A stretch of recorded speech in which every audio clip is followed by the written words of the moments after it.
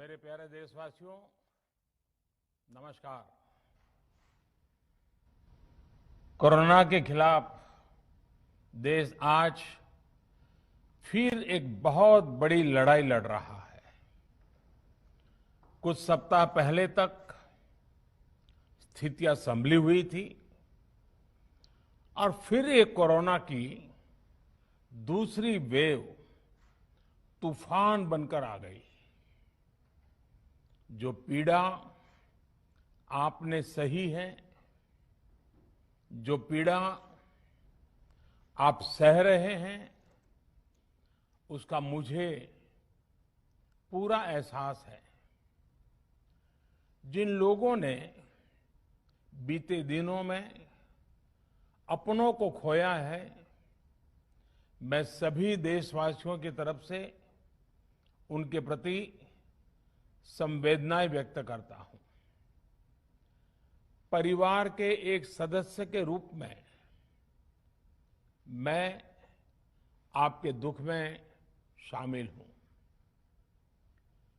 चुनौती बड़ी है, लेकिन हमें मिलकर अपने संकल्प, अपने हौसले और तैयारी के साथ इसको पार करना है। साथियों, अपनी बात को विस्तार देने से पहले मैं देश के सभी डॉक्टरों, मेडिकल स्टाफ, पैरामेडिकल स्टाफ, हमारे सभी सफाई कर्मचारी भाई बहन, हमारे एम्बुलेंस के ड्राइवर्स, हमारे सुरक्षा बल, पुलिसकर्मी, सभी की सराहना करूंगा। आपने कोरोना की पहली वेव में भी अपना जीवन दांव पर लगाकर लोगों को बचाया था। आज आप फिर इस संकट में अपने परिवार, अपने सुख, अपनी चिंता छोड़कर दूसरों का जीवन बचाने में दिन रात जुटे हुए हैं। साथियों, हमारे शास्त्रों में कहा गया है, त्याज्यम न धैर्यम विदुरेऽपि काले, अर्थात कठिन से कठिन समय में भी हमें धैर्य नहीं खोना चाहिए।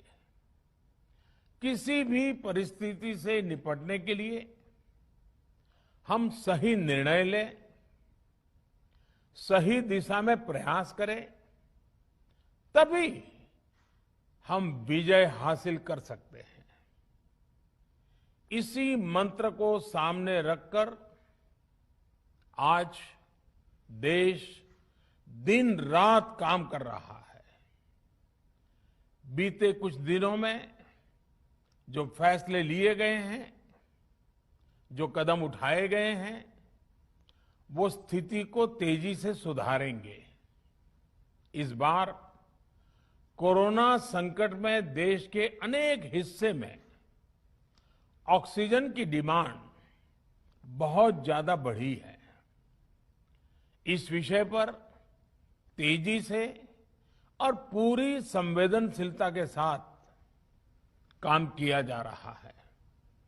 केंद्र सरकार, राज्य सरकारें, प्राइवेट सेक्टर, सभी की पूरी कोशिश है कि हर जरूरतमंद को ऑक्सीजन मिले। ऑक्सीजन प्रोडक्शन और सप्लाई को बढ़ाने के लिए भी कई स्तरों पर उपाय किए जा रहे हैं।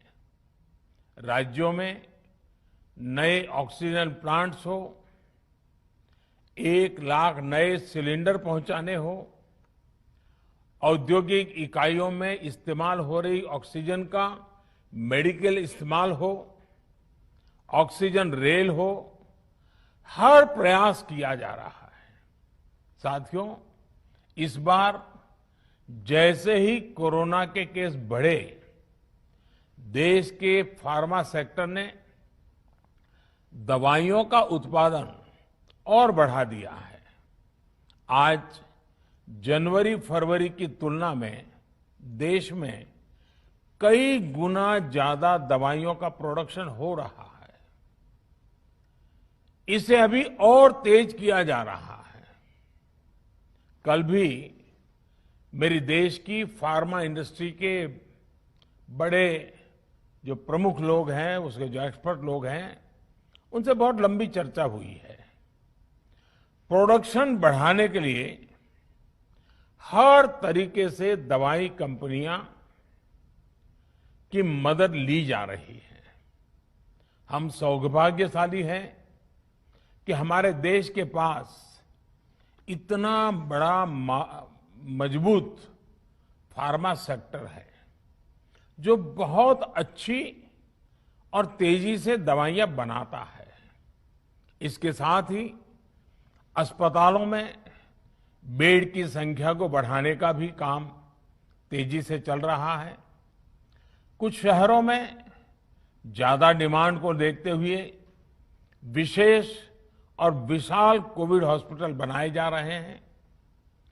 साथियों, पिछले वर्ष जब देश ने कोरोना के कुछ ही मरीज सामने आए थे, उसी समय भारत में कोरोना वायरस के खिलाफ प्रभावी वैक्सीन के लिए काम शुरू कर दिया था। हमारे वैज्ञानिकों ने दिन रात एक करके बहुत कम समय में देशवासियों के लिए वैक्सीन विकसित की है। आज दुनिया की सबसे सस्ती वैक्सीन भारत में है। भारत की कोल्ड चेन व्यवस्था के अनुकूल वैक्सीन हमारे पास है। इस प्रयास में हमारे प्राइवेट सेक्टर ने इनोवेशन और एंटरप्राइज की भावना का बेहतरीन प्रदर्शन किया है। वैक्सीन्स की अप्रूवल्स और रेगुलेटरी प्रोसेसेस को फास्ट ट्रैक पर रखने के साथ ही सभी साइंटिफिक और रेगुलेटरी मदद को बढ़ाया गया है। यह एक टीम एफर्ट है जिसके कारण हमारा Bharat 2 made in India vaccine के साथ दुनिया का सबसे बड़ा टीकाकरण अभियान शुरू कर पाया। टीकाकरण के पहले चरण से ही गति के साथ ही इस बात पर जोर दिया गया कि ज्यादा से ज्यादा क्षेत्रों तक, जरूरतमंद लोगों तक वैक्सीन पहुंचे। दुनिया में सबसे तेजी से भारत में पहले 10 करोड़, फिर 11 करोड़ और अब 12 करोड़ वैक्सीन डोज दिए गए हैं। आज कोरोना से इस लड़ाई में हमें हौसला मिलता है कि हमारे health care workers, frontline corona warriors और सीनियर सिटीजन्स के एक बड़े हिस्से को वैक्सीन का लाभ मिल चुका है। साथियों, कल ही वैक्सीन को लेकर हुए एक और अहम फैसला भी हमने किया है। 1 मई के बाद से 18 वर्ष के ऊपर के किसी भी व्यक्ति को वैक्सीनेट किया जा सकेगा। अब भारत में जो वैक्सीन बनेगी उसका आधा हिस्सा सीधे राज्यों और अस्पतालों को भी मिलेगा। इस बीच गरीबों, बुजुर्गों, निम्न मध्यम वर्ग के लोग 45 वर्ष की आयु के ऊपर के व्यक्तियों के लिए केंद्र सरकार का जो वैक्सीन कार्यक्रम चल रहा है वो भी उतनी ही तेजी से जारी रहेगा। पहले की तरह ही सरकारी अस्पतालों में मुफ्त वैक्सीन मिलती रहेगी, जिसका फायदा, जैसा मैंने कहा, हमारे गरीब परिवार हो, हमारे मध्यम वर्ग, निम्न मध्यम वर्ग के परिवार हो, वो उनका लाभ उठा सकेंगे। साथियों, हम सभी का प्रयास जीवन बचाने के लिए है, और जीवन बचाने के लिए तो है ही, प्रयास से भी ये है कि आर्थिक गतिविधियां और आजीविका कम से कम प्रभावित हो। प्रयास का तरीका यही रखा जाए। वैक्सीनेशन को 18 वर्ष की आयु के ऊपर के लोगों के लिए ओपन करने से शहरों में जो हमारे वर्कफोर्स है उसे तेजी से वैक्सीन उपलब्ध होगी। राज्यों और केंद्र सरकार के प्रयासों से श्रमिकों को भी तेजी से वैक्सीन मिले लगेगी। मेरा राज्य प्रशासन से आग्रह है कि वो श्रमिकों का भरोसा जगाए रखे। उनसे आग्रह करें कि वो जहां है वहीं रहे। राज्यों द्वारा दिया गया ये भरोसा उनकी बहुत मदद करेगा कि वो जिस शहर में हैं वहीं पर अगले कुछ दिनों में वैक्सीन भी लगेगी और उनका काम भी बंद नहीं होगा। साथियों, पिछली बार जो परिस्थितियां थी वो अभी से काफी भिन्न थी। तब हमारे पास इस वैश्विक महामारी से लड़ने के लिए कोरोना स्पेसिफिक मेडिकल इंफ्रास्ट्रक्चर नहीं था। आप याद करिए देश की क्या स्थिति थी। कोरोना टेस्टिंग के लिए पर्याप्त लैब नहीं, पीपीई का कोई प्रोडक्शन नहीं, हमारे पास इस बीमारी के ट्रीटमेंट के लिए कोई खास जानकारी भी नहीं। लेकिन बहुत ही कम समय में हमने इन चीजों में सुधार किया। आज हमारे डॉक्टरों ने कोरोना के इलाज की बहुत ही अच्छी एक्सपर्टीज हासिल कर ली है। वो ज्यादा से ज्यादा जीवन बचा रहे हैं। आज हमारे पास बड़ी मात्रा में पीपीई किट्स हैं, लैब्स का बड़ा नेटवर्क है और हम लोग टेस्टिंग की सुविधा को निरंतर बढ़ा रहे हैं। साथियों, देश ने कोरोना के खिलाफ अब तक बहुत मजबूती से और बहुत धैर्य से लड़ाई लड़ी है। इसका श्रेय आप सभी को, सभी देशवासियों को ही जाता है। अनुशासन और धैर्य के साथ कोरोना से लड़ते हुए आप देश को यहां तक लाए हैं। मुझे विश्वास है जन भागीदारी की ताकत से हम कोरोना के इस तूफान को भी परास्त कर पाएंगे। आज हम अपने चारों ओर देख रहे हैं कि कैसे कई लोग, कई सामाजिक संस्थाएं जरूरतमंदों तक मदद पहुंचाने में दिन रात जुटे हैं।